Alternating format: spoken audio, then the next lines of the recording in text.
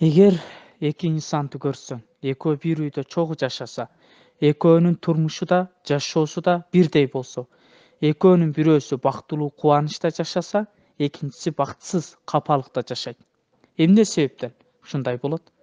Экөөнүн тең бардык нерсеси бирдей болсо, анткени экөөнүн эки башка ой жүгүртүүсү бар.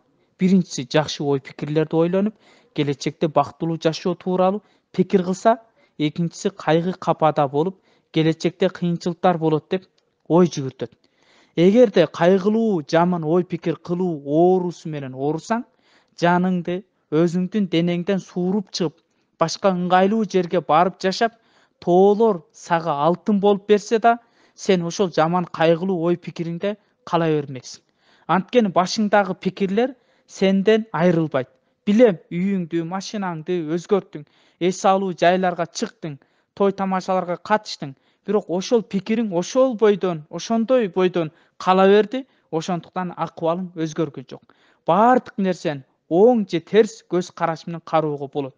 Эгер досуңдун жакшы жактарын, сени менен көпкө дос болгондугун, ак көңүлдүгүн ойлосоң, сен аны жакшы көрөсүң. Ал эми анын жаман жактарын, каардуулугун, шашмалыгын ойлосоң, аны менен дос болууну каалабай кетесиң. Мисалы, сапарга чыгууну айтсак, сапарга чыгуу бул жер которуп жакшы жерлерди көрүү, жаңы нерселерди билүү деп жакшы ойлосоң, анда көз алдыңа, жүрөгүңө жакшы көрүнөт.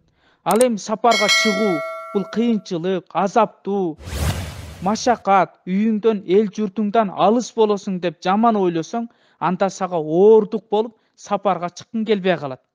Пикириң бул сенин компасың.